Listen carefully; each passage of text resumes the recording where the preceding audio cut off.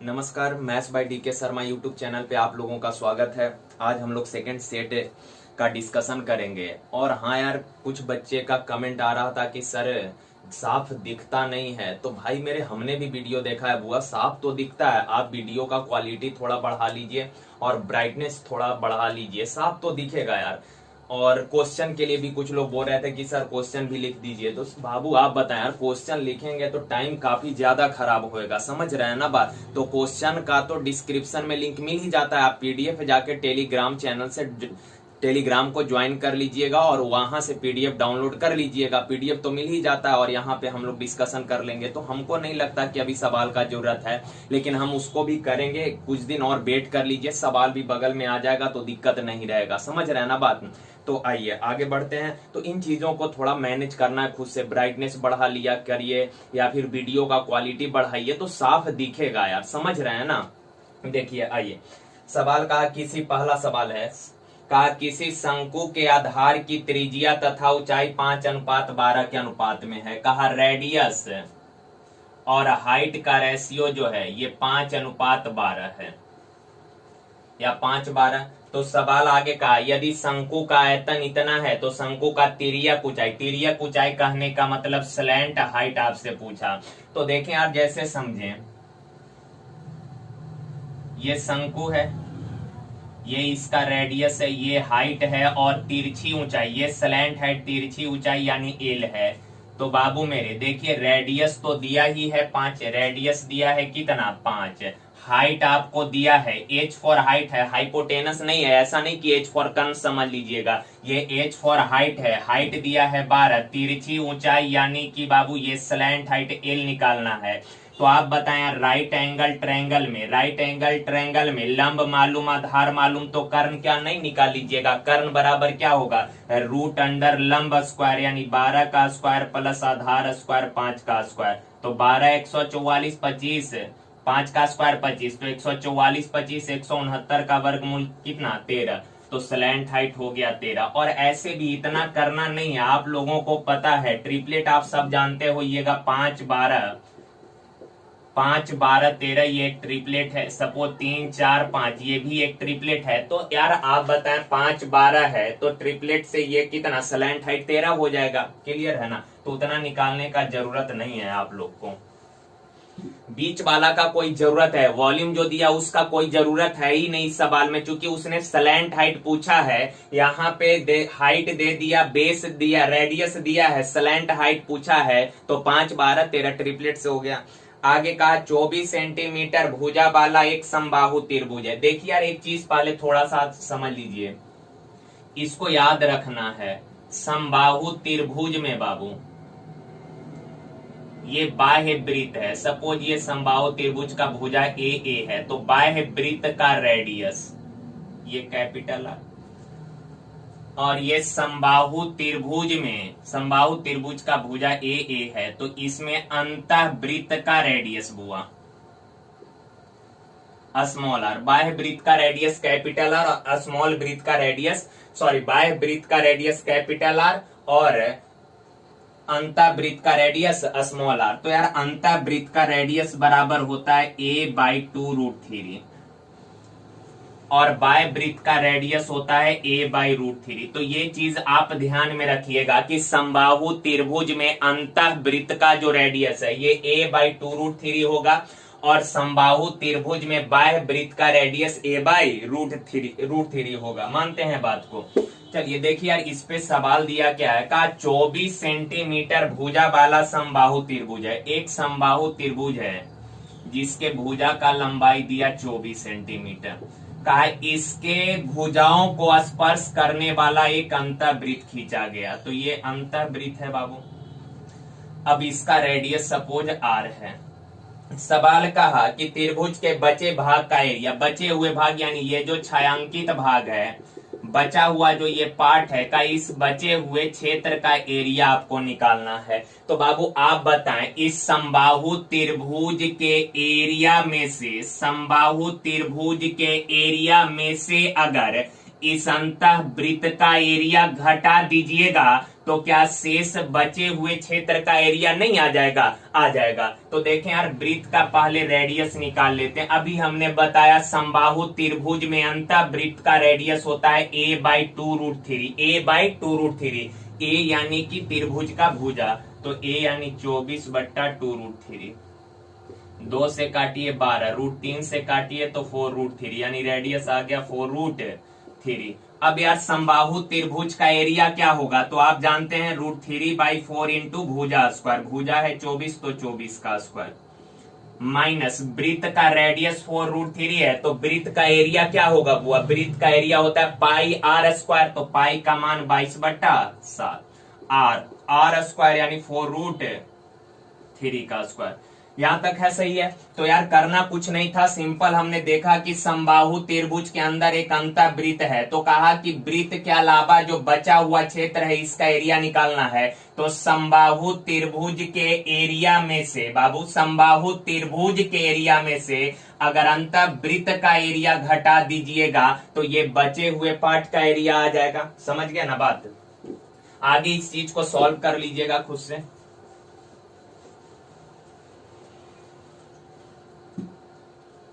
कहा ABC एक त्रिभुज का भुजा है। देखें यार, ये सपोज एक त्रिभुज है ABC और इसका भुजा दिया स्मॉल a, स्मॉल b और स्मॉल c। आगे एक और कंडीशन दिया है कि a² plus b² plus c² बराबर ab plus bc plus ca। यार एलजबरा में आप लोग ये चीज पढ़े होइएगा कि ऐसा कंडीशन जब भी रहे, ये कंडीशन आपको ध्यान में, बड़ा इंपॉर्टेंट रिलेशन होता है ये, कि यार ऐसा रिलेशन जब भी दिया हो a² plus b² plus c² बराबर ab plus bc plus a, ये तभी फुलफिल होगा, ये कंडीशन तभी सेटिस्फाइड होगा जब तीनों वेरिएबल a b और c तीनों आपस में बराबर, a b c का मान आप कुछ भी ले लें, 1 लें तो भी सेटिस्फाइड, 2 ले तो भी सेटिस्फाइड हो जाएगा। उतना नहीं, आपको सिंपल ध्यान में रखना इस रिलेशन को, ये बड़ा इंपॉर्टेंट रिलेशन है। ये रिलेशन जो है तभी सेटिस्फाइड होगा जब तीनों वेरिएबल आपस में बराबर होंगे। तो सवाल में कहा कि त्रिभुज ABC के भुजा का लंबाई क्रमशः स्मॉल a, स्मॉल b और स्मॉल c है। सेकेंड चीज, इसने ये रिलेशन दिया, तो इस रिलेशन से हम लोगों ने ये जान लिया कि a, b और c ये तीनों आपस में बराबर है।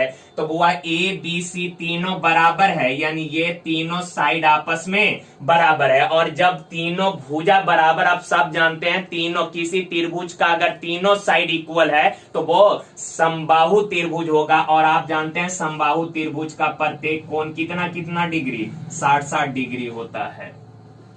क्लियर है? अब आगे सवाल में कहा, आपसे बोला कि sin² a plus sin² b plus sin² c निकालना है। तो देखें यार, sin², तीनों कोण कितना कितना डिग्री, 60 डिग्री, यानी sin² 60 degree plus sin² b, angle b भी 60 है, प्लस sin² c बाबू, एंगल c भी कितना है, 60 है। अब sin 60 आप सबको पता है √3/2 होता है, तो √3/2 का स्क्वायर करिएगा, √3/2 का स्क्वायर तो 3/4, सिमिलरली 3/4 प्लस 3/4, तो जोड़ेंगे 4, 3 3 6 या 3 9/4, ऑप्शन नंबर डी। समझ गए ना बात? तो आप इस वाला रिलेशन को ध्यान में रखिएगा कि ऐसा रिलेशन जब भी हो तो ये कंडीशन तभी सेटिस्फाइड होएगा जब a b c तीनों आपस में बराबर रहेगा।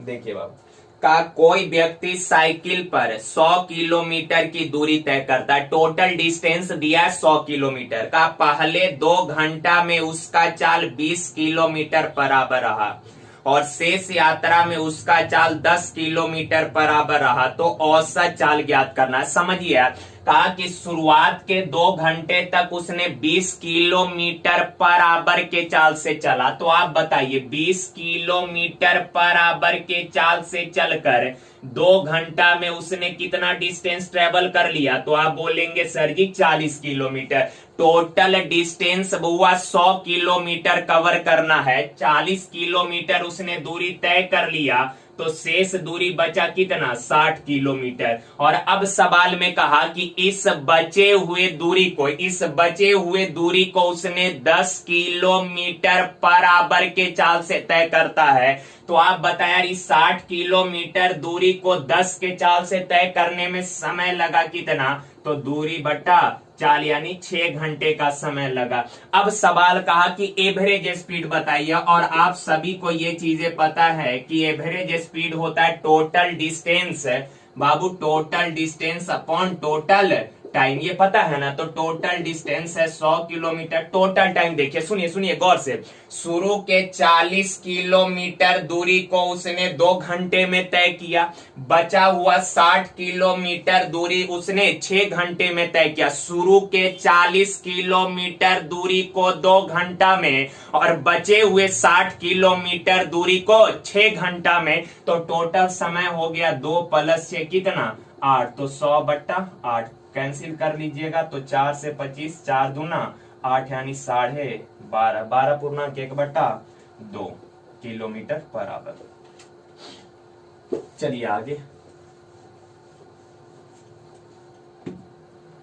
देखिए बाबू का 10वीं कक्षा के डिवीजन ए में यानी सेक्शन ए में, क्लास में होता है अलग अलग section, section A, section B, section C, section D, different type के सेक्शन होते हैं। का सेक्शन ए के 50 छात्र द्वारा प्राप्त किए गए अंकों का औसत 61 है, बी के 25 छात्र के अंकों का औसत 57, सी के 50 छात्र के अंकों का औसत 55। तो का सभी छात्रों के अंकों का औसत ज्ञात करें। देखें यार सेक्शन ए में 50 बच्चे हैं और इन 50 का औसत 61 है, तो टोटल योग कितना, तो औसत गुना संख्या प्लस। आगे का सेक्शन बी में 25 बच्चे हैं और इनका औसत 57 है, तो 25 बच्चे का टोटल अंक कितना, तो औसत गुना संख्या। और सेक्शन सी में 50 छात्र का औसत 55 है, तो टोटल अंक कितना 50 गुना 55। सुनिए गौर से, ये सेक्शन ए के 50 बच्चे का टोटल अंक, ये सेक्शन बी के 25 बच्चे का टोटल अंक, और ये सेक्शन सी के 50 बच्चे का टोटल अंक। यार तीनों सेक्शन को मिलाइएगा तो टोटल बच्चे हो जाएंगे कितना 50, 25, 75 और 50 125, यानी 125 बच्चे के अंकों का कुल योग इतना, 125 बच्चे के अंकों का कुल योग इतना, तो उनका औसत कितना, तो औसत निकालिएगा, नंबर ऑफ कैंडिडेट से भागा दे दीजिए, तो ये आ जाएगा एवरेज। अब इसको सॉल्व कर लेंगे, हो जाएगा ना सॉल्व, हो जाएगा, कर लीजिएगा। देखिए आगे कहा किसी नाव की चाल धारा के अनुकूल 15 किलोमीटर पर आवर है। अनुकूल कहने का मतलब हुआ धारा के दिशा में, का धारा के दिशा में नाव का चाल बढ़ जाता है, यानी धारा के दिशा में नाव का चाल होता है बोट प्लस वाटर। धारा के दिशा में नाव का चाल होता है इतना, पर इसने दिया है कितना 15। अब आगे सवाल में कहा कि यदि धारा का चाल 3 है, बाबू मेरे धारा वाटर का चाल दिया है 3, तो आप बताएं बोट का चाल कितना हो जाएगा 12 किलोमीटर पर आवर। बोट का चाल 12 किलोमीटर पर आवर और वाटर का चाल तो दिया ही है इसने 3 किलोमीटर पर आवर। क्लियर है इतना। अब सवाल आपसे बोला कि 15 किलोमीटर धारा के विपरीत और 15 किलोमीटर धारा के अनुकूल जाने में कुल कितना समय लगेगा। और आप सभी को पता है धारा के दिशा में बोट का चाल जुड़ जाएगा यानी बढ़ जाएगा, और धारा के अपोजिट दिशा में बोट का चाल कम हो जाता है यानी घट जाता है। तो यार का 15 किलोमीटर धारा के विपरीत जाएगा, तो आप बताइए समय लगेगा कितना, तो समय बराबर दूरी बट्टा चाल। अपोजिट डायरेक्शन में जा रहे हैं तो चाल घटेगा, तो 12 में से 3 गया 9 प्लस। अब का 15 किलोमीटर धारा के दिशा में जाना है, तो 15 किलोमीटर धारा के दिशा में जाएगा तो समय लगेगा कितना, समय बराबर दूरी बट्टा चाल। धारा के दिशा में है तो चाल जुटेगा यानी 12 3 15। तो बाबू 15 से 15 एक बार में 3 3 9 3 5 15। तो बुआ आप देखें यार ये 5/3 प्लस 1 3 5 8/3 यानी लिख सकते हैं 2/3 घंटा। यानी बाबू 2 घंटा इस फ्रैक्शन को आवर में, ये जो 2/3 आवर है इसको मिनट में लाइएगा 60 से गुना, तो 20 या 60 20 दूना 40 मिनट, यानी 15 किलोमीटर धारा के विपरीत और 15 किलोमीटर धारा के दिशा में जाने में टोटल समय कितना लगेगा? 2 घंटा 40 मिनट।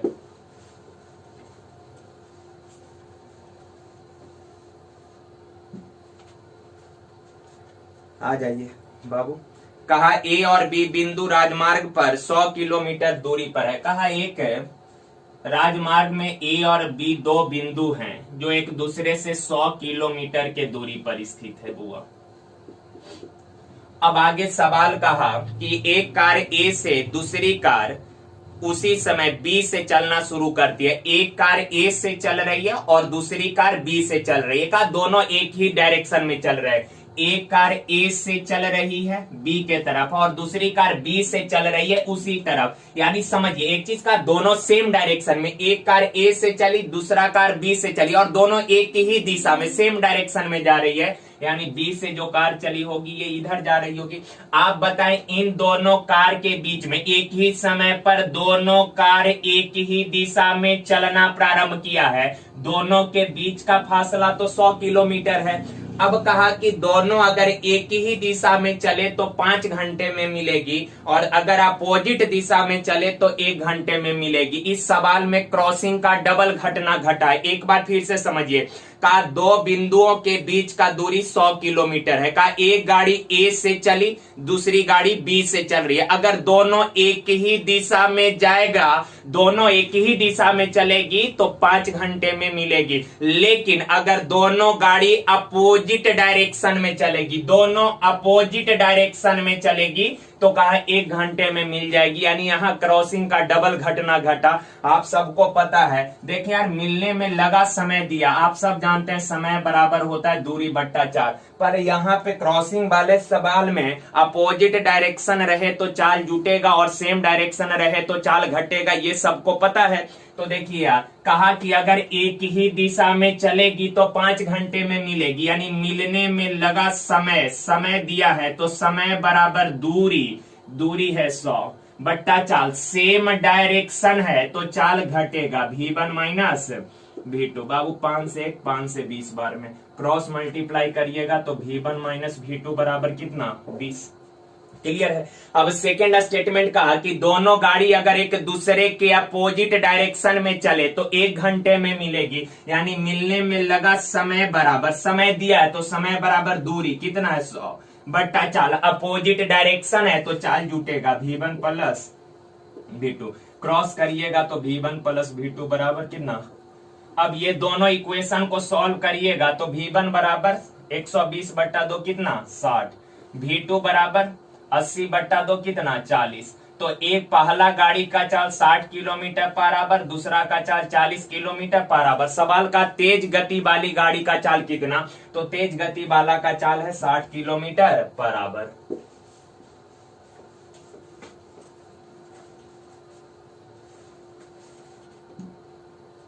देखिए कहा पाइप P और Q किसी टंकी को 10 और 12 घंटे में भरेगा। P जो है ये 10 घंटे में भरेगा, Q 12 घंटे में, और एक पाइप C है जो 6 घंटे में खाली करेगा। 10 12 6 का एलसीएम 60। 10 छक भरेगा तो प्लस, 12 पचे भरेगा प्लस, 6 दाह खाली करेगा तो माइनस से। तीनों पाइप का एफिशिएंसी यहाँ पर आ गया। अब सवाल का, यदि तीनों पाइपों को एक साथ सुबह 7 बजे खोला गया, का मॉर्निंग में 7 AM में खोला गया है, तो सवाल आपसे बोला बताइए टैंक का 1/4 भाग भरने में कितना समय लगेगा। का कितने बजे तक टैंक का 1/4 भाग भर जाएगा। सुनिए बाबू, पूरा टैंक नहीं भराना है, पूरा टैंक यानी 60 लीटर, लेकिन सवाल में कहा कि 1/4 भाग ही भरना है। तो टैंक का कैपेसिटी है 60, 1/4 भराना है, यानी कितना भरना है? 15 लीटर भरना है।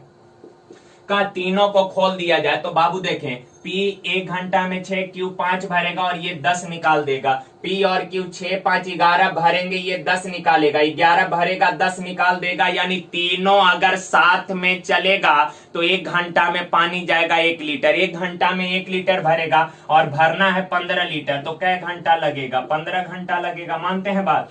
तो पूरा टैंक का चौथाई भाग जो है 15 घंटे में भर जाएगा। 7 बजे ओपन हुआ, 15 घंटे का समय लग गया, तो 7 और 15 घंटा जोड़िएगा तो कितना बजे? रात के 10 बजे ना। अरे भाई मेरे 7 बजे ओपन किए, भरने में 15 घंटा लग गया, तो 7 बजे ओपन के मॉर्निंग में 15 घंटा लग गया, यानी 7-15 कितना? रात के 10 बजे। तो 10 PM में टैंक का 1/4 भाग भर जाएगा।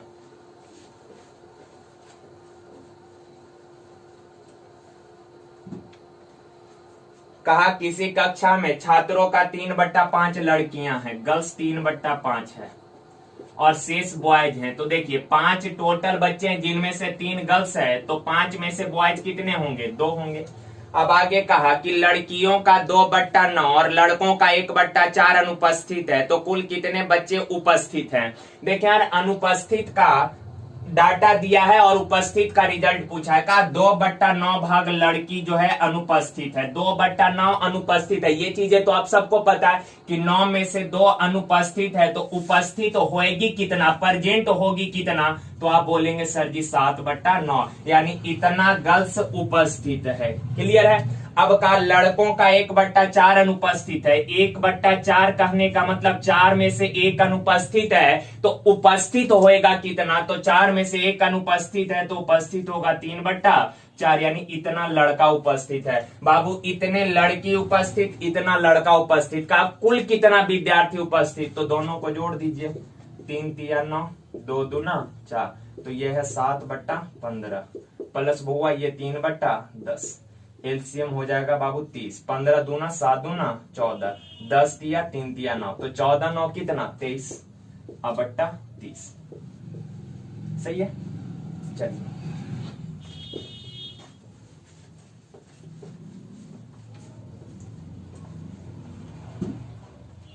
देखिए, कहा जब किसी संख्या को उत्तरोत्तर 4, ये सक्सेसिव डिवीजन का सवाल है।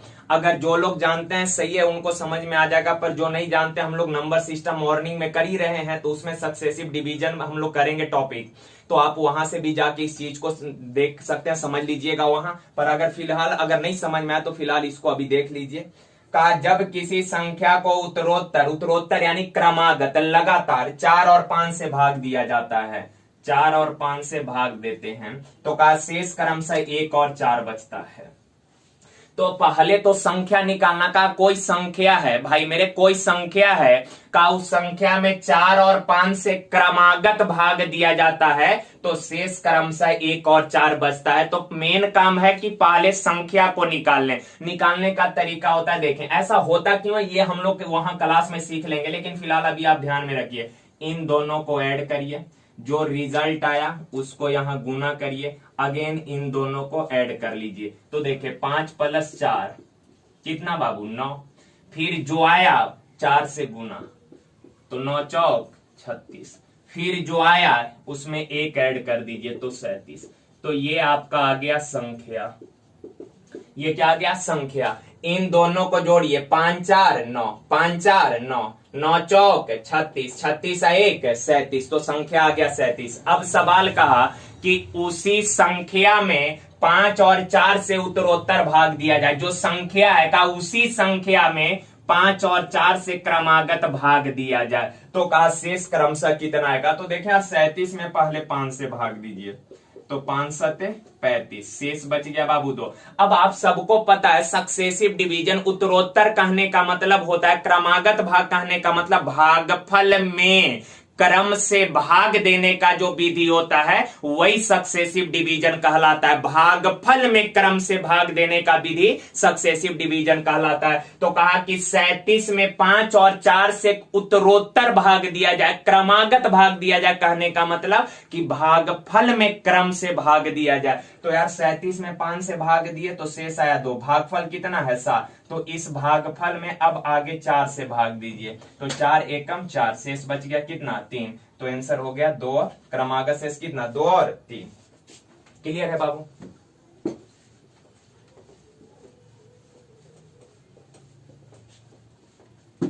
देखिए कहा जब n एक पूर्ण संख्या है जो 1 से बड़ी है, कहा n एक पूर्ण संख्या और ये 1 से बड़ा है, एक से बड़ा कहने का मतलब 2 भी हो सकता है, n का मान 3 भी, 4 भी, 5 भी, इनफाइनाइट कुछ भी पॉसिबल है। चूंकि इसने कंडीशन दिया, कुछ सर्टेन मान तो दिया नहीं कि n का मान ये होना चाहिए। इसने बोला क्या कि n जो है पूर्ण संख्या है और ये 1 से बड़ा है। 1 से बड़ा कहने का मतलब n का मान 2 भी हो सकता है, 3 भी, 4 भी, 5 भी, कुछ भी ले सकते हैं आप स्वतंत्र हैं, जो मर्जी आप ले सकते हैं। लेकिन यार सुनिए, अब आगे एक बात समझ लीजिए, कहा कि तो n square into n square minus 1 का ये किससे विभाजित होगा। तो सुनिए, जब लेना है n का मान तो कोई निश्चित दिया है नहीं, इसने सिंपल कंडीशन दिया n जो है 1 से बड़ा है, 1 से बड़ा है। तो 1 से बड़ा तो कुछ भी आप ले सकते हैं, 2 भी ले सकते हैं, 3 भी ले सकते हैं, 4 भी ले सकते हैं, 5, जो मर्जी आप लेके सवाल को बना सकते हैं, सवाल बन जाएगा। लेकिन आपको अपने मन से लेना है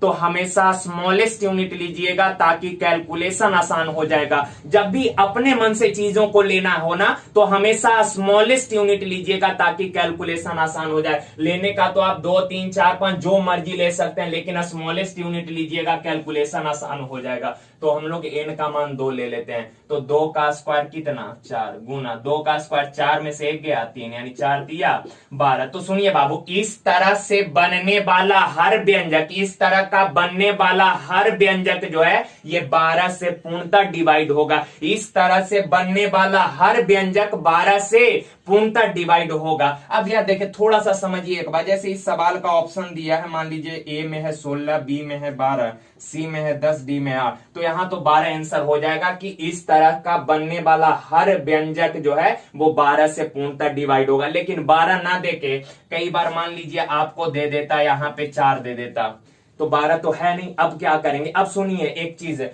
बाबू, जो नंबर 12 से पूरा पूरा कटेगा, जो नंबर 12 से पूरा पूरा कटेगा वो 12 के फैक्टर से भी कटेगा। जो नंबर 12 से पूरा पूरा कटेगा वो नंबर 12 के फैक्टर से भी कटेगा। तो 12 का फैक्टर क्या है 2, 4 और 6, यानी कि जो नंबर 12 से कटेगा ना बुआ, जो नंबर 12 से कटेगा वो इसके फैक्टर से भी कटेगा, यानी 2 से भी कटेगा, 4 से भी कटेगा, 6 से भी कटेगा। तो हम लोग का रिजल्ट आया कि 12। इस तरह से बनने वाला हर व्यंजक जो है किससे डिवाइड होगा 12 से डिवाइड होगा। अब ऑप्शन में 12 है नहीं तो ऑप्शन में 4 है, तो 12 4 से डिवाइड होता है, यानी कि ये व्यंजक भी 4 से डिवाइड होगा। तो ऑप्शन हो जाएगा कितना 4। समझ रहे हैं बात।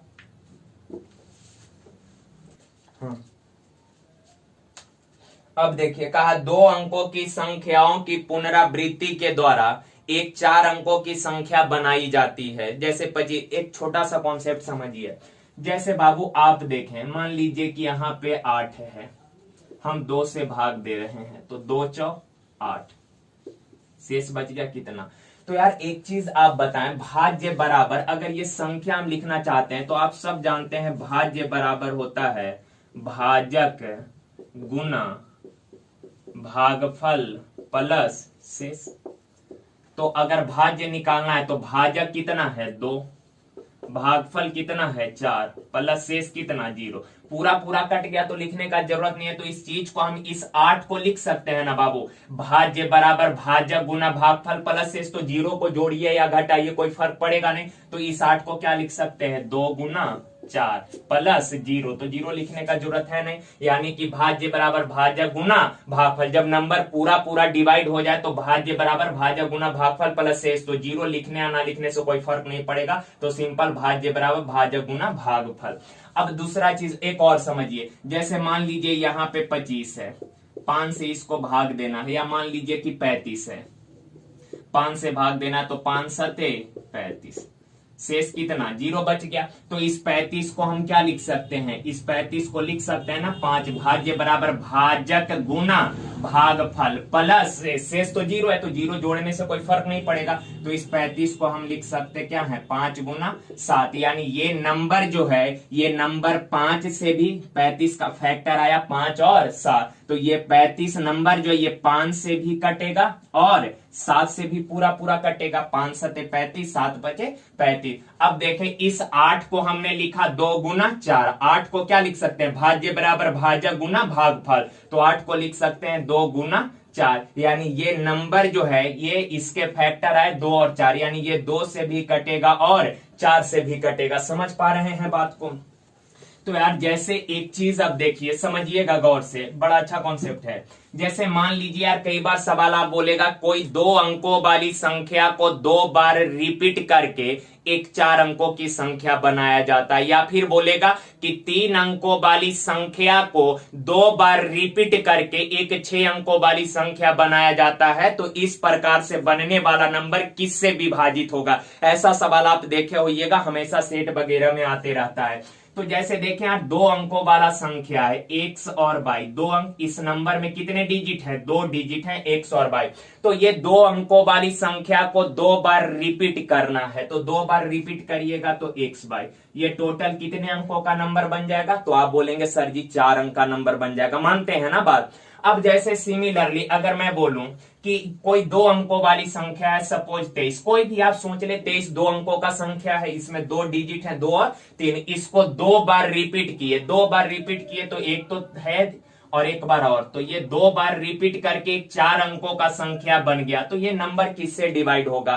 तो इस तरह से बनने वाला हर नंबर जिसको रिपीट करके बनाए हैं ना, जिसको रिपीट करके बनाए हैं उसी से भाग दे दीजिए। तो 23 को रिपीट किए हैं तो 23 से भाग दे दीजिए, तो एक बार लगेगा 23 गया, 2 उतरा भाग नहीं लगा तो 2 उतरा भाग नहीं लगेगा 0, फिर 3 उतरा तो एक बार में 23। तो यार अभी हमने बताया क्या इस नंबर को, इस 2323 को हम लिख सकते हैं 23 गुना 101, लिख सकते हैं ना। यानी इसका मतलब क्या हुआ कि ये नंबर जो है 23 गुना 101 लिखने का मतलब है कि ये नंबर 23 से भी कटेगा और 101 से भी कटेगा, ये नंबर 23 से भी कटेगा और 101 से भी कटेगा। सिमिलरली जैसे यहाँ x बाई को 2 बार रिपीट किए हैं, तो ये नंबर किससे कटेगा? तो जिसको रिपीट किए उससे भाग दे दीजिए, तो x बाई से भाग दे दीजिए इसमें बउआ, तो एक बार में x बाई कट गया, x उतरा, एक अंक है, 2 अंक से भाग देना, भाग नहीं लगेगा तो 0, फिर बाई उतरा, एक बार में x बाई कट को। तो आप बताएं इस x बाई को हम क्या लिख सकते हैं? भाज्य बराबर शेष, अगर 0 बचे तो भाज्य बराबर भाज्य गुना भागफल, यानी x बाई गुना 101। इसका मतलब है कि ये नंबर जो है, ये नंबर x बाई से भी पूरा पूरा कटेगा और 101 से भी पूरा पूरा कटेगा। बात को समझ गए? चलिए अब देखें एक 2 ठो और लिख लेते हैं, अब इसको डायरेक्ट करना, इतना भाग उग नहीं देना है। जैसे मान लीजिए बाबू ये 63 है, फिर 63 है, तो इस 63 को क्या लिख सकते हैं? लिख सकते हैं ना 63 गुना ये 1, 6 में भाग नहीं लगेगा तो 0, फिर ये पूरा उतर गया तो 1, 63 गुना 101 लिख सकते हैं। मान लीजिए आप 123, इसको क्या लिख सकते हैं? तो 123 रिपीट हुआ है तो 123 गुना एक बार में तो 1 भाग नहीं लगेगा तो एक और 0, 2 अंक भाग नहीं लगेगा एक और 0, 3 है तो 1, तो ये नंबर 123 से भी कटेगा और 1001 से भी कटेगा। समझ गया ना बात? तो इस तरह से इस चीज को लिख लेना है। जैसे आप देखो 2 सवाल, दो ठो और कर लेते हैं। मान लीजिए 67 है, तो इसको क्या लिखेंगे आप? 67 गुना 1, फिर ये 6 तो 0, फिर 7 तो ये कितना? 1, 67 गुना 101, यानी ये नंबर 67 से भी कटेगा और 101 से भी कटेगा। तो हम लोगों का जो सवाल है, ये चीज ध्यान में आप रखिएगा, हम लोगों का सवाल है 2 अंकों की संख्याओं को पुनरावृत्ति करके एक 4 अंकों की संख्या बनाई गई। जैसे एग्जाम्पल में दिया है 25, ये 2 अंकों वाला एक संख्या है, इसको 2 बार रिपीट कर दिए तो ये 4 अंकों का एक संख्या बन गया। तो कहा ये किससे विभाजित होगा? ऑप्शन है ओनली 7, बी में है 11, 13 और दिया है smallest digit,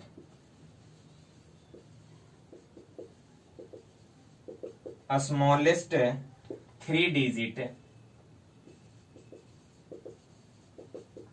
prime number. 3-4 option है, देखिए।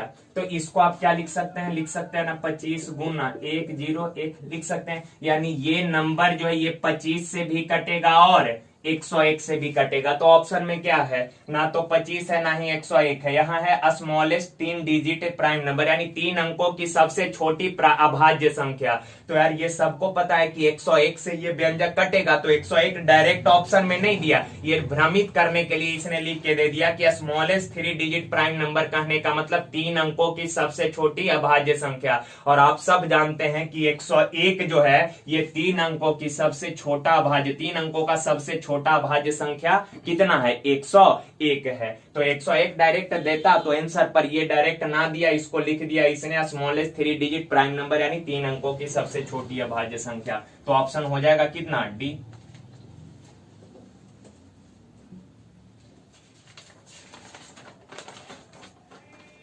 देखिए कहा एक छात्र को एक संख्या में 6 से भाग देकर भागफल में 12 जोड़ने को कहा गया। ऐसे सवालों में जैसे जैसे कंडीशन बोलते जाएगा वैसे वैसे आप लिखते जाइएगा। का एक संख्या है, सपोज x कोई नंबर है, का इसमें 6 से भाग देकर 12 जोड़ने को बोला गया। तो जैसा उसको बोला गया अगर वैसा करता तो ये उसका सही रिजल्ट आना था, मानते हैं बात को। लेकिन उसने गलती से किया क्या कि पहले संख्या में उसने 12 जोड़ दिया, संख्या में 12 जोड़ दिया और उसके बाद उसे 6 से भाग दे दिया। संख्या में गलती से उसने 12 जोड़कर उसको 6 से भाग दे दिया। इस प्रकार जो ये रिजल्ट आया ना भाई, ये जो रिजल्ट आया ये रिजल्ट उसका आ गया 112। तो यार आप बताएं, ये तो गलत रिजल्ट आया, ये क्या आया, गलत रिजल्ट है। तो आप पहले यहां से x का मान निकाल लेते हैं। तो x प्लस 12 बराबर 6 दूना 12, 6x 672। तो x बराबर कितना, 660। तो x का मान आ गया 660। तो ये तो एक संख्या नहीं है, संख्या एक्चुअल में कहा कि उसका संख्या तो सही है, संख्या 660 ये सही है, लेकिन उसने बोला कि उसका सही उत्तर क्या आएगा। तो ये जो 112 उत्तर आया ये तो गलत परिणाम है। एक्चुअल परिणाम क्या होगा, तो जैसा बोला गया वैसा अगर करता तो जो रिजल्ट आता वो सही रिजल्ट होता। तो x का मान 660 है। तो 660 बट्टा 6 प्लस 12 काट दीजिएगा तो 110 प्लस 12 कितना बाबू, 2, 122। ये सही उत्तर है।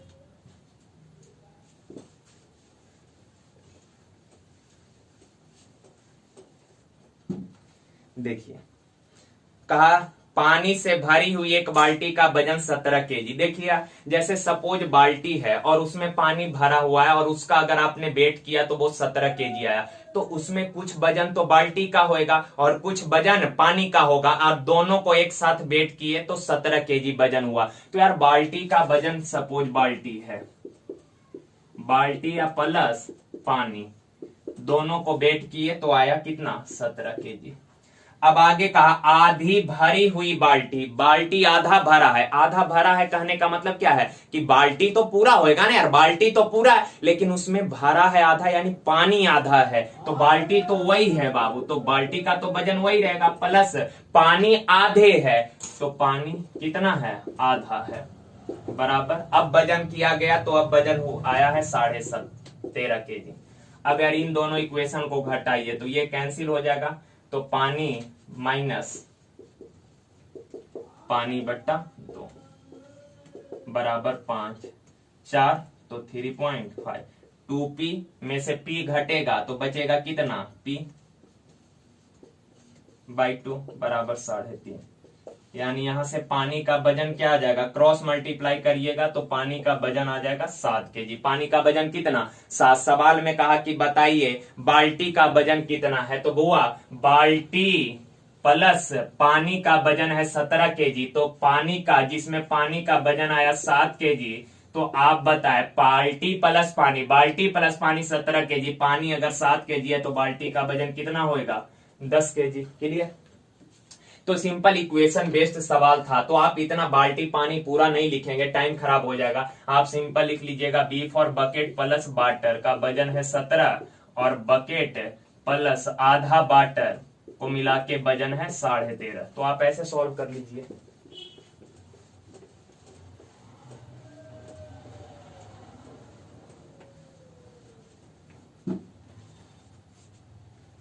देखिए ये 15 नंबर बहुत अच्छा सवाल है, बहुत अच्छा इंपॉर्टेंट है। देखिए का 100 अंकों की कितनी धनात्मक संख्याएं हैं। आप सवाल पे आने से पहले एक चीज आप बताइए, जैसे मैं बोलूं बाबू एक अंकों की कुल कितनी संख्या है,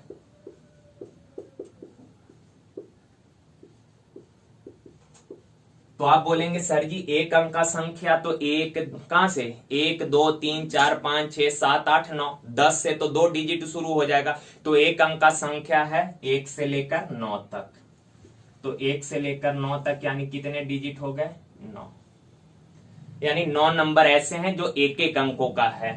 अब मैं आपको बोलूं 2 अंकों की कुल कितनी संख्या है,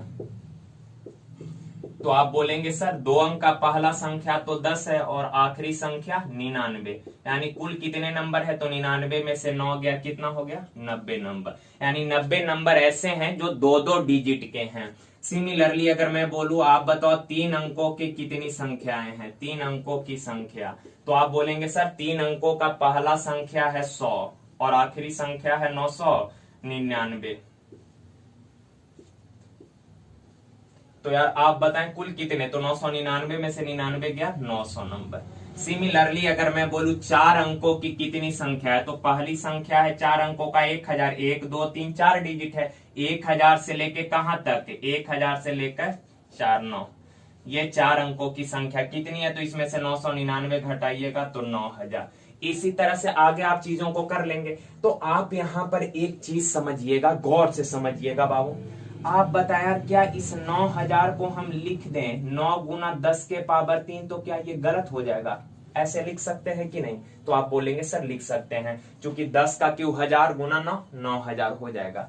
अब इस 900 को क्या लिख सकते हैं, तो आप बोलेंगे सर 9 गुना 10 के पावर 2, 10 का स्क्वायर 100 गुना 9 कितना 900 लिख सकते हैं। अब इस 90 को आप क्या लिख सकते हो, तो 9 गुना 10 के पावर 1 लिख सकते हैं। इस 9 को क्या लिख सकते हैं, तो 9 गुना 10 के पावर 0, चूंकि 10 के पावर 0 किसी भी नंबर के पावर 0 तो मान होगा 1, तो 1 गुना 9 कितना हो जाएगा 9 हो जाएगा। तो इस तरह के संख्याओं को हमने कुछ नहीं किया, बस अरेंज करके लिख दिया। अब यहाँ पे रिलेशन समझिए बाबू, एक अंकों का संख्या है तो एक अंकों का संख्या 9 तो हर जगह 9 गुना 9 गुना 9, अंतर हो रहा है 10 के पावर में, एक अंकों का संख्या है तो पावर 10 के पावर 0, 2 अंकों का संख्या है तो 9 गुना 10 के पावर 1, 3 अंकों का संख्या कितना, तो 9 गुना 10 के पावर 2, यानी कि जितने अंक का संख्या निकाल रहे हैं 10 के पावर में उससे एक कम। 3 अंकों का संख्या तो 9 गुना 10 के पावर 2, 4 अंकों का संख्या तो 9 गुना 10 के पावर 4 डिजिट का नंबर तो 9 गुना 10 के पावर 4 से एक कम 3। 5 अंकों की संख्या कितनी है, 5 अंकों की कितनी संख्या है, तो आप लिख सकते हैं 9 गुना 10 के पावर 4। हम बोले 12 अंकों की कितनी संख्या है, तो 9 गुना 10 के पावर 11, यानी जितना अंक आप संख्या जानना चाह रहे हैं 10 के पावर उससे एक कम लिख देंगे। हम बोले कि 25 अंकों की कितनी संख्या है, 25 अंकों की कितनी संख्या है, तो 9 गुना 10 के पावर कितना 24 लिख सकते हैं। तो यही हम लोगों का सवाल है, हम लोग का सवाल यह है कि 100 अंकों की कितनी संख्या है, तो सर 100 अंकों की कितनी संख्या, ये बोला 100 अंकों की कुल संख्या कितना है, तो ये होगा 9 गुना 10 के पावर 100 अंक का चाहिए तो 100 से कम 99, ये आपका रिजल्ट इसी फॉर्म में आंसर दिया रहेगा। क्लियर है ना। आपसे अगर ये पूछ दे, ये मेन 17 का सवाल है, आपसे ये अगर पूछ दे कि 200 अंकों की कुल कितनी संख्या है, 200 अंकों की कुल कितनी संख्या है, तो आप बोलेंगे सर 9 गुना 10 के पावर 200 में से एक गया 1999, कुल इतनी संख्या है। ठीक है, तो इसको कर लीजिएगा और अच्छा सवाल है ये।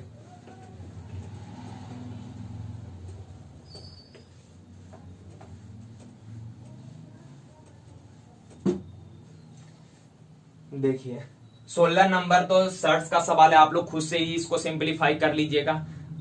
आगे देखें 6 के पावर 333,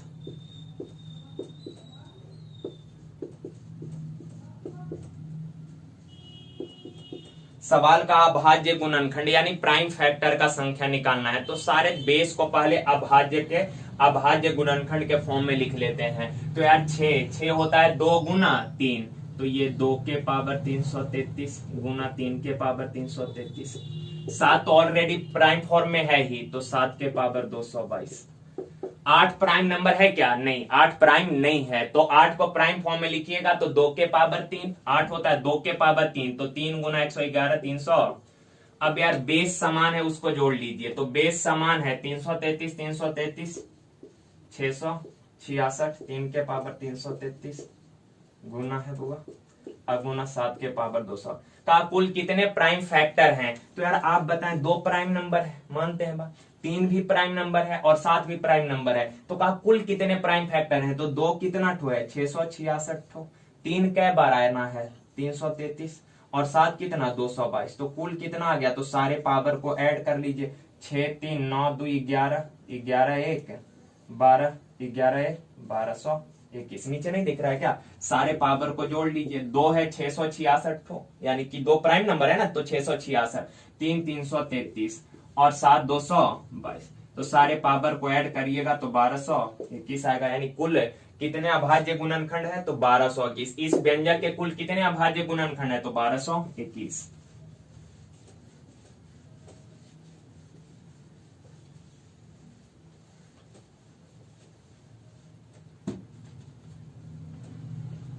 देखिए 18 नंबर,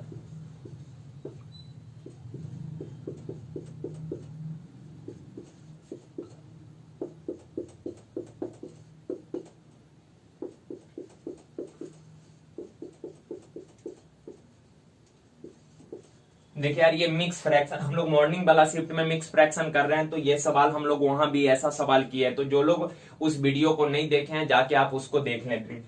देखें यार, सारे नेचुरल नंबर को एक साथ ऐड करिए, सारे नेचुरल नंबर को, तो 111 111 कितना बार जोड़ना है? 1 2 3 4 5, 5 बार जोड़ना है 5 से गुना, क्योंकि सेम नंबर को जितना बार जोड़ना है 10 बार जोड़ना है, तो आप 10 बार लिख लिख के जोड़ने मत लग जाइएगा, जितना बार जोड़ना है सिंपल उतना से गुना कर लीजिए।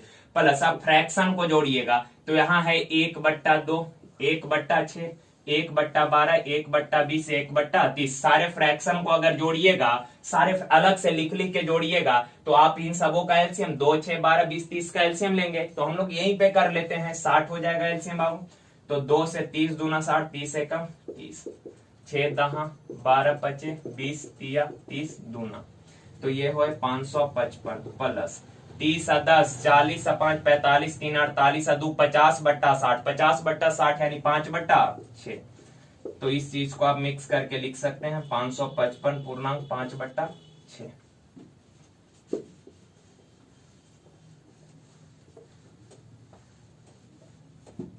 देखिए आगे कहा, एक पंखे के कारीगर का वेतन 2.2/3% बढ़ गया, तो उसे 72 रुपए अधिक मिलते हैं। देखें 2.2/3% वेतन बढ़ गया, तो इसका अगर इसको रेशनलाइज करिएगा, 2 तिया 6 या 2 8/3, बाबू मेरे परसेंट हटाएंगे तो बट्टा में 100, 4 दूना 8 4 से 25, तो ये बनेगा 2/75। कहा पंखे का वेतन इतना परसेंट बढ़ गया, इतना परसेंट बढ़ गया कहने का मतलब हुआ कि पंखे का ओरिजिनल प्राइस 75 रुपए है, ओरिजिनल प्राइस 75 यूनिट है, रुपए नहीं बोल सकते यूनिट बोल सकते हैं, ऐसे समझने के लिए हमने बोल दिया 75 रुपया, पर हमने पहले भी बताया चीजें जब भी मानते हैं या ज्यूम करते हैं तो उसको यूनिट से रिप्रेजेंट किया जाता है। तो पंखे का ओरिजिनल प्राइस 75 यूनिट है, तो उसका वेतन 2 बढ़ गया, वेतन कितना बढ़ गया? 2 बढ़ गया, तो वेतन 2 यूनिट बढ़ गया, लेकिन एक्चुअल में कहा है कि 72 रुपया बढ़ गया है, तो 2 यूनिट 72 रुपया, तो भाई मेरे 1 यूनिट बराबर कितना? 36 रुपया। तो का पंखे का ओरिजिनल कीमत बताएं, ओरिजिनल प्राइस है 75 यूनिट, 1 यूनिट बराबर 36, तो 75 यूनिट बराबर कितना? 75 गुना 36, 75 गुना 36 मेरे ख्याल से 2700 आएगा।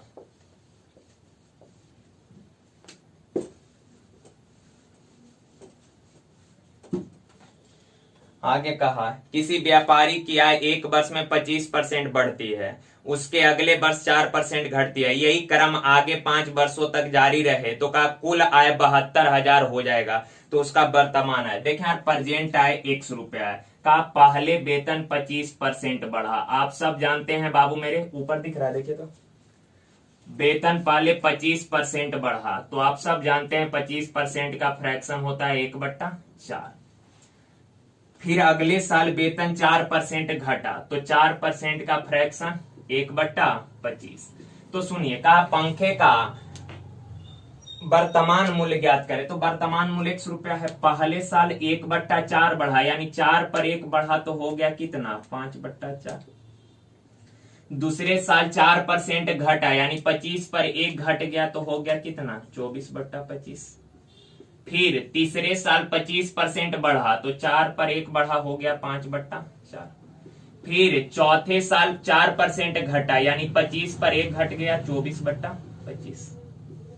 1 2 3 4। फिर पांचवें साल 25% बढ़ा, तो 4 पर 1 बढ़ा, यानी 5/4। देखिए यार, पंखे का वर्तमान कीमत है 100 रुपया। 5 साल तक लगातार वृद्धि और कमी होने के कारण 5 साल बाद उसका मूल्य हो जाएगा इतना, पर सवाल में दिया है कितना, तो 72,000 रुपया। देखिए 55 25 से 25 कैंसिल हो गया, 4 6 24। ये 5 से 5 बार में, 2 दूना 4, 2 तिया 6, अब 4 दूना 8 तिया 24। क्लियर है ना? और कुछ है, बच रहा है कुछ नहीं? अब यार 3 तिया 9, 9 से काटिएगा तो 800, 8,000। तो x बराबर क्रॉस मल्टीप्लाई, तो 8 25 40 पर 3 0, यानी कि पंखे का वर्तमान कीमत कितना है, 40,000। का पहला साल 25% बढ़ा, दूसरा साल 4% घटा, और 5 साल तक यही क्रम जारी रहा। पहला साल 25 बढ़ा, दूसरा साल 4 घटा, फिर तीसरा 25, फिर 4 घटेगा, फिर 25 बढ़ेगा।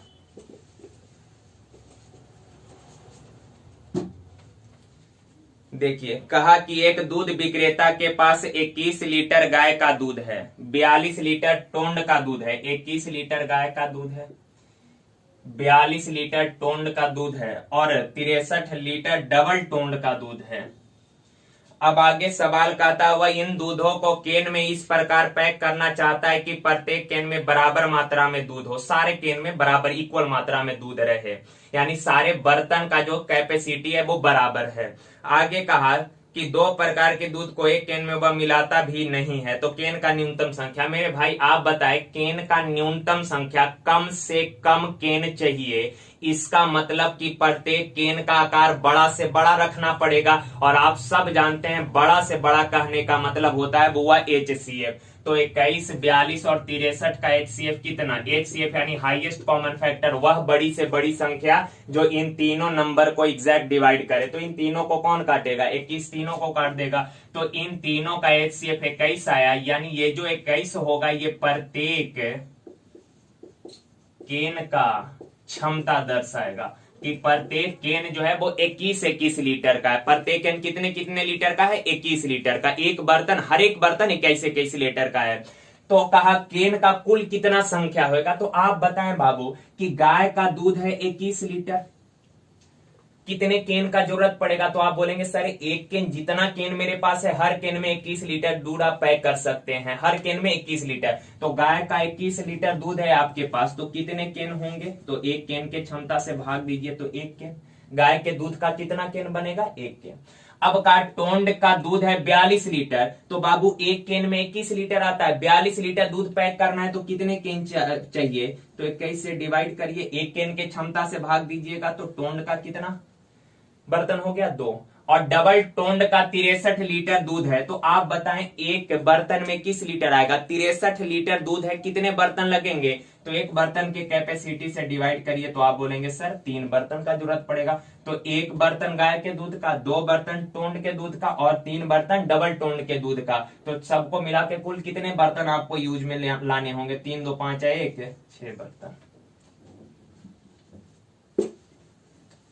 अगर इसी सवाल में बोलता कि प्रत्येक केन का क्षमता कितना है, तो आंसर हो जाता 21, लेकिन इसने बोला केन का संख्या, तो केन का संख्या 6। देखिए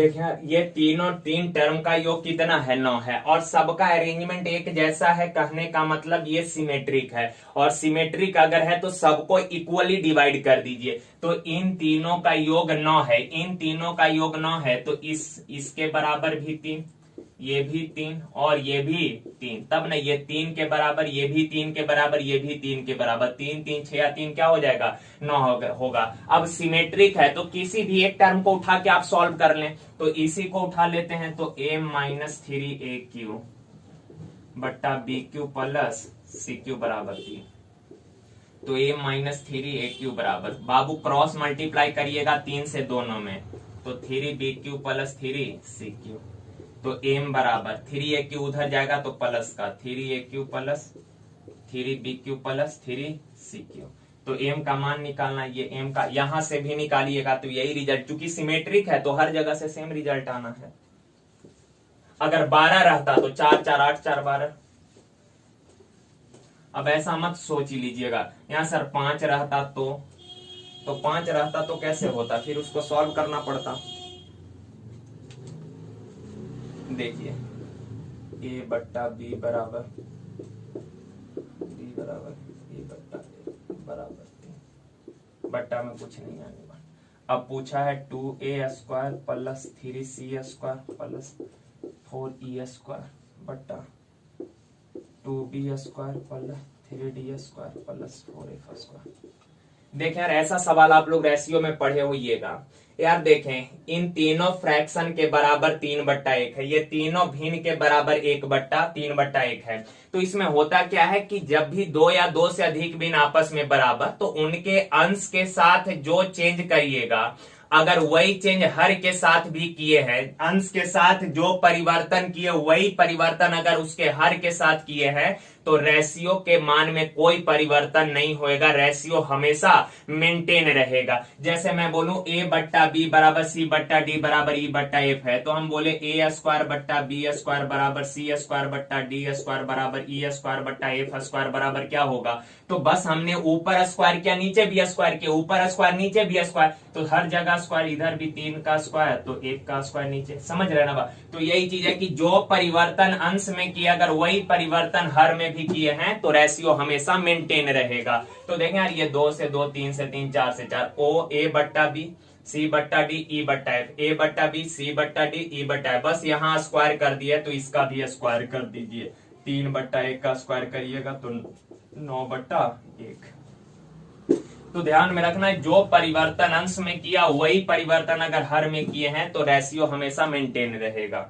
24 नंबर देखिए, का एक व्यक्ति ने 1600 रुपए में 2 साइकिल खरीदी है, एक को उसे 10% लाभ पर, दूसरा 20% लाभ पर। यदि वह पहला को 20% लाभ पर और दूसरा को 10% लाभ पर बेचे तो उसे 5 रुपए अधिक मिलेंगे। दोनों साइकिल का क्रय मूल्य का अंतर निकालना। देखिए यार 2 साइकिल उसने 1600 में खरीदे, तो एक का क्रय मूल्य अगर x है, दूसरा का क्रय मूल्य y है, तो दोनों को मिलाकर कुल क्रय मूल्य कितना दिया है 1600।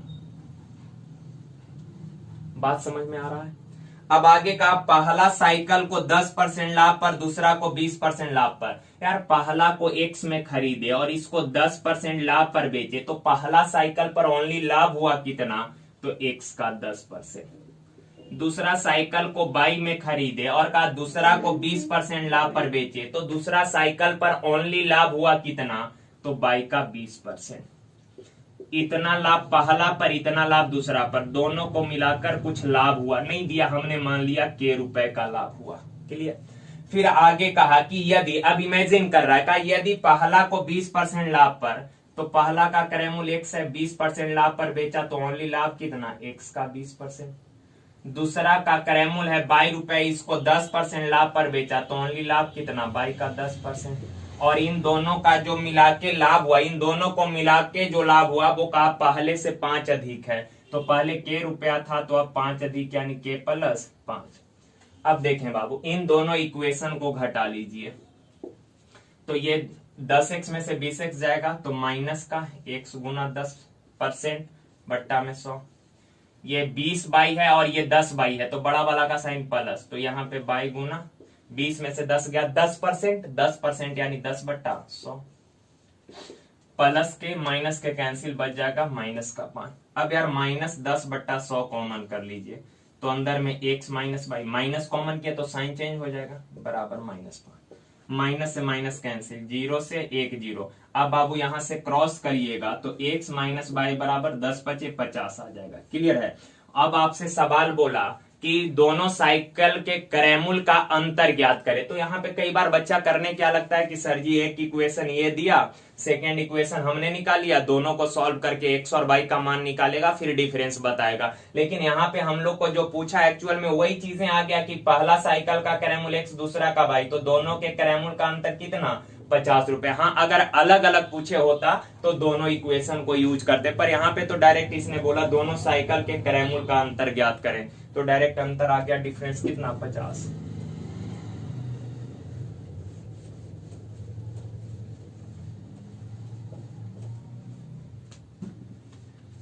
देखिए आखिरी सवाल का है, रोहित अमित को अपनी कार क्रैमुल से 10% कम मूल्य पर बेचता है।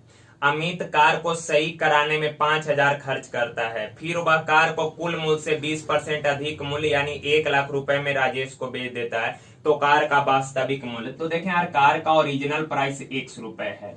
अब इसको कहा क्या कि अमित ने रोहित को 10% कम मूल्य पर बेचा। अमित ने खरीदा x में, इसने 10% कम मूल्य में रोहित को बेचा, 10% कम यानी 9/10 में रोहित को बेचा, यानी कि ये जो आया ये रोहित को अमित ने बेचा, तो ये अमित का विक्रय मूल्य है। रोहित ने खरीदा तो ये रोहित का क्रय मूल्य है, तो रोहित ने इतने कैश देकर कार को खरीद लिया। अब कार रोहित ने 5000 रुपए उसको बनवाने में खर्च किया, तो ये चीज आप सब जानते हैं कि किसी वस्तु को खरीदने के अलावा उसको लाने, ले जाने या फिर बनवाने में जो भी एक्स्ट्रा खर्च होता है सबको जोड़कर वास्तविक क्रय मूल्य बनता है। तो इतना में तो खरीदा है और 5000 बनवाने में खर्च किया, यानी ये रोहित का टोटल क्रय मूल्य आ गया। बुआ ये रोहित का कुल क्रय मूल्य आ गया इतना, समझ रहे हैं बात। अब कहा रोहित ने इसको 20% अधिक मूल्य पर 1 लाख रुपए में उसने राजेश को बेच दिया। कहा रोहित ने इतना में कार खरीदा और 20% अधिक मूल्य पर, 20% अधिक मूल्य पर बेचा, यानी कितना में, 20% का फ्रैक्शन 1/5 यानी 5 में खरीदा, 1 लाभ लिया है तो बेचा है कितना में, 6/5 ने 5 में। देखें यार, रोहित ने इतना में खरीदा, 20% लाभ लेकर इतना में बेच दिया, इतना में बेचा, लेकिन बेचा है कितना रुपए में, तो 1 लाख रुपए में। क्लियर है। तो इसको अब आप लोग सॉल्व कर लीजिएगा, एक्स का मान आ जाएगा, आंसर हो जाएगा। तो थैंक यू सर, धन्यवाद। आज हम लोगों ने इसका डिस्कशन किया। और 1 मिनट सर, और देखें यार, वो चीज हमने शुरू में भी बोला, कुछ बच्चे जो बार बार बोल रहे हैं, कई बच्चे तो बोल रहे हैं कि ब्लैक बोर्ड को ब्लैक कर दीजिए, फिर इसको कुछ लोग, यार आप बच्चे हैं यार, ऐसे ऐसे बात करते हैं यार, ब्लैक बोर्ड को ब्लैक करने से क्या होएगा। हमने बोला भैया थोड़ा सा क्वालिटी इंप्रूव हो जाएगा आने वाला टाइम में, आप लोग थोड़ा मैनेज करिए खुद से, वीडियो का क्वालिटी थोड़ा बढ़ा लेना है, ब्राइटनेस थोड़ा बढ़ा लीजिए, दिखेगा मेरे भाई बुआ, दिखेगा यार, थोड़ा सा आप कोशिश तो कीजिए। आज के लिए यही तक, थैंक यू, धन्यवाद सर, थैंक यू।